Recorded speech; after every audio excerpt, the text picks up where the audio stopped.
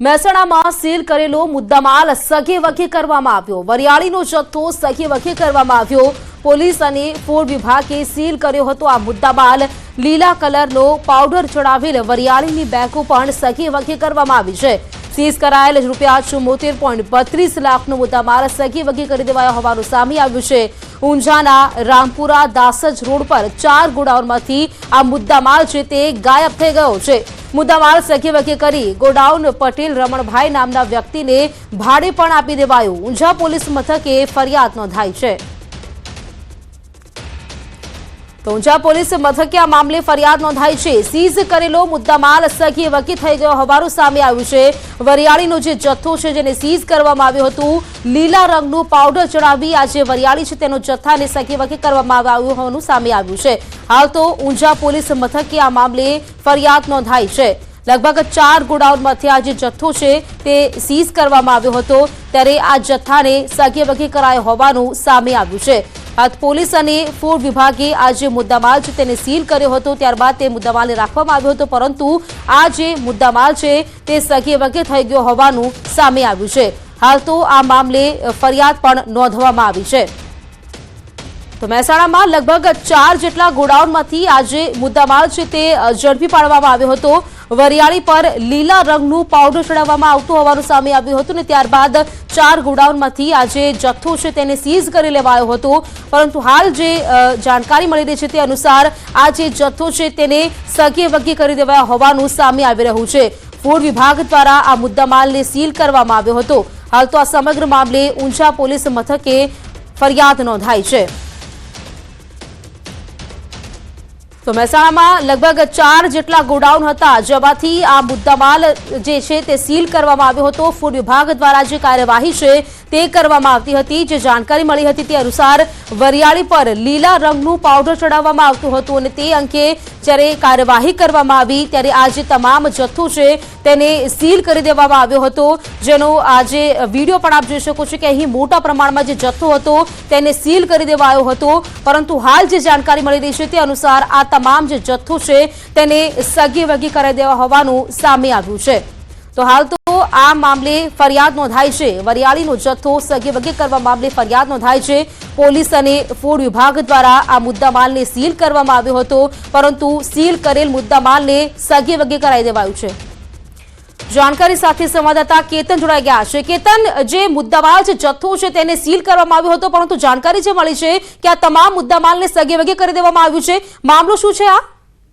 આ ચોક્કસથી જણાવી દઉં કે મહેસાણા ફૂડ વિભાગ પોલીસ દ્વારા ઊંઝાની એક જે આજુબાજુ એક ફેક્ટરી આવેલી હતી, ફેક્ટરીમાં તપાસ હાથ ધરવામાં આવી હતી। શંકાસ્પદ જે વરિયાળીનો જથ્થો હોય છે તે સીલ કરવામાં આવ્યો હતો અને આગળની જે કાર્યવાહી હોય છે તે કરવામાં આવી હતી, પરંતુ આ જે કાર્યવાહી દરમિયાન જ પોલીસ અને ફૂડ વિભાગ દ્વારા જે સીલ કરવામાં આવ્યો હતો મુદ્દામાલ તેને સગે વગે કરવાની જે ઘટના હોય છે તે સામે આવી છે। આ મામલે ઊંઝા પોલીસ સ્ટેશન ખાતે ફરિયાદ નોંધવામાં આવી છે। ફરિયાદ મુજબ ચોખ્ખી વરિયાળી, વેસ્ટ વરિયાળી, પેકિંગનો જે વરિયાળીનો જે જથ્થો હોય છે તેને સગે વગે કરવામાં આવ્યો છે। લીલા કલરના પાવડર ચડાવી વરિયાળીનો જે બેગો હોય છે તેને પણ સગે વગે કરવામાં આવી છે। લીલા કલરનો પાવડર ને કંતાના ખાલી કોથળા પણ સગે વગે કરવાની જે ઘટના હોય છે તે હાલમાં સામે આવી છે। કુલ વાત કરીએ તો ટોટલ 74.32 લાખનો જે 32,000નો જે મુદ્દામાલ હોય છે, સમગ્ર મુદ્દામાલ સગે વગે કરી દેવાનો આ મામલે ઊંઝા પોલીસ સ્ટેશન ખાતે ફરિયાદ નોંધવામાં આવી છે। તો બીજી બાજુ આ જે માલ સગે વગે કર્યા બાદ અન્ય વ્યક્તિને પણ ભાડે આપવાની વાત હોય છે તે પણ સામે આવી છે। જી કેતન, વાત કરીએ પોલીસ તરફથી કોઈ નિવેદન સામે આવ્યું છે? આટલો મોટો જે જથ્થો છે તે અચાનક સગે વગે થઈ ગયો છે?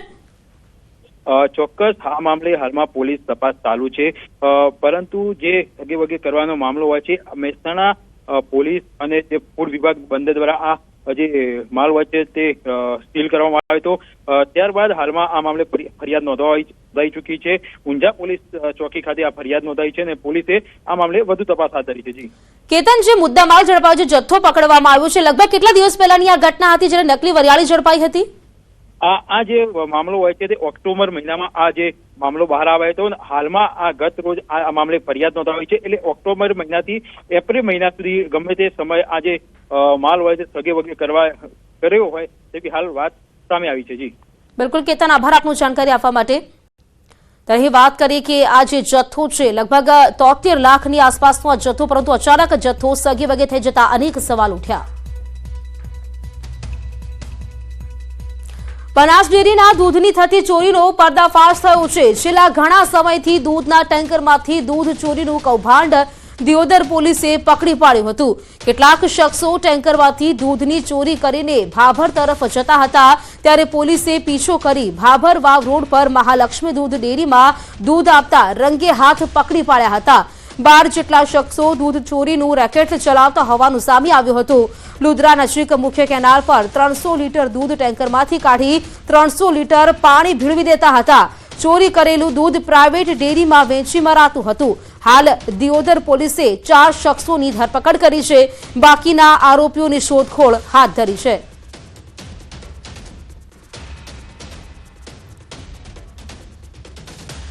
એમાં લગભગ 12 આરોપીનું નામ છે। એમાં દૂધ લેનાર દૂધ ટેન્કર માલિકનું પણ નામ છે, દૂધ ટેન્કર ચાલકનું નામ છે, દૂધ લેનારનું પણ નામ છે, અને આ જે લોકો જે કાવતરું કરીને ત્યાંથી દૂધ કાઢવાનું અને પાણી નાખવાનું જે કાવતરું રચીને જે એની અમલવારી કરતા હતા, એવા 4 બીજા આરોપીઓનું પણ નામ છે, જેમાં આ લોકો પાયલટિંગ કરતા હતા, કઈ લોકો પાણી કારવામાં ભરીને લાવતા હતા, અને કઈ લોકો એમાંથી બહુ બધું સંકલન કરતા હતા કે કોઈની નજરમાં ના આવે। હવે વાત કરીશું રફતારના કહેરની।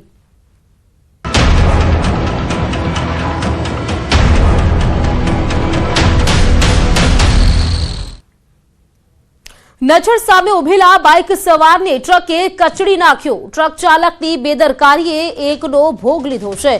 કચ્છના ભુજના માધાપર નજીક દુર્ઘટના સર્જાઈ, જેમાં રોડ પર ઉભેલા બાઇક ચાલક પર ચડાવી દીધી ટ્રક। દુર્ઘટનાના સીસીટીવી પણ સામે આવ્યા છે। વળાંક વળતી વખતે ટ્રકે નજર સામે ઉભેલા બાઇક ચાલકને કચડી નાખ્યો। માધાપર પોલીસે સાપરાધ માનવ વધની કલમો તળે ફરિયાદ નોંધી છે। આરોપી ટ્રક ડ્રાઈવરની ધરપકડ કરી છે। તો જેના સીસીટીવી ફૂટેજ પણ સામે આવ્યા છે। વળાંક સમયે આજે બાઇક સવાર છે ત્યાં ઉભા રહે છે અને અચાનક ત્યાં ટ્રક આવીને તેને કચડીને જતો રહે છે। वो मोटरसाइकिल पे सवार थे और रुके हुए थे और ट्रक के साथ ये अकस्मात हुआ, तो तात्कालिक ये इन्फॉर्मेशन मिलने के साथ ही माधापुर पुलिस स्टेशन में अभी जो आरोपी है धनजीनाथ आहिर, उसको हस्तगत किया गया है। और इस मामले की गंभीरता को देखते हुए आईपीसी की धारा जो 304 थी, उसका जो नया वर्जन बीएनएस की धारा 105, जिसमें कड़ी धारा है, कम से कम 5 साल की सजा और से लेकर के 10 साल तक की सजा का प्रावधान है।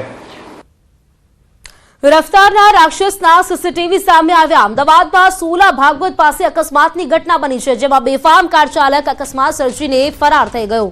સોલા ભાગવત વિદ્યાપીઠ ખાતે રહેતા ગૃહપતિ ચૈતન્ય જોશી અને ઋષિ જોશીને ટક્કર મારી કાર ચાલક ફરાર થઈ ગયો। 5 એપ્રિલના રાત્રે 12:10 કલાકે થયેલા અકસ્માતના સીસીટીવી ફૂટેજ સામે આવ્યા છે। બાઇક સવાર યુવકોના પરિવાર દ્વારા પોલીસમાં ફરિયાદ નોંધાવાઈ છે। હાલ બંને યુવકો ખાનગી હોસ્પિટલમાં સારવાર હેઠળ છે। ઘટનાના 2 દિવસ બાદ પણ પોલીસ કાર ચાલકને ન પકડતી હોવાનો પરિવારજનોએ આક્ષેપ લગાવ્યો છે। એ ડિવિઝન ટ્રાફિક પોલીસે અજાણ્યા કાર ચાલક સામે ગુનો નોંધ્યો છે। તો સોલા ભાગવત વિદ્યાપીઠ પાસે આ અકસ્માતની ઘટના સર્જાઈ છે, જેમાં રફતારના રાક્ષસ ઉપર લગામ ક્યારે લાગશે તે પણ એક સવાલ છે।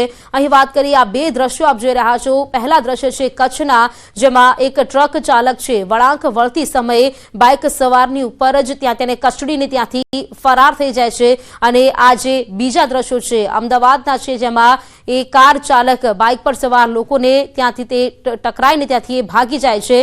હાલ તો જે 2 લોકો છે તે ઇજાગ્રસ્ત થયા છે અમદાવાદની ઘટનામાં। સુરત જિલ્લામાં તસ્કરોનો તરખાટ। માંગરોળના મોસાલી ગામે વેપારીના ઘરે ચોરી કરવામાં આવી। ઘરના કબાટમાંથી 4.50 લાખ રોકડાની ચોરી કરી હતી। સમગ્ર ઘટનાની જાણ પોલીસને કરવામાં આવી છે। માંગરોળ પોલીસે આગળની કાર્યવાહી હાથ ધરી છે। તો માંગરોળના મોસાલી ગામે વેપારીના ઘરે ચોરી કરવામાં આવી છે। તેમાં વાત કરીએ તો તસ્કરોનો તરખાટ જે પ્રકારે વધ્યો છે। વેપારીના ઘરમાંથી ચોરી કરવામાં આવી। કબાટમાંથી લગભગ 4.50 લાખ રોકડાની ચોરી કરી જે તસ્કર છે તે ફરાર થઈ ગયો છે। હાલ તો આ મામલે પોલીસ ફરિયાદ પણ નોંધાઈ છે અને પોલીસે ફરિયાદના આધારે તસ્કર છે તેને શોધવા માટેની તજવીજ હાથ ધરી છે।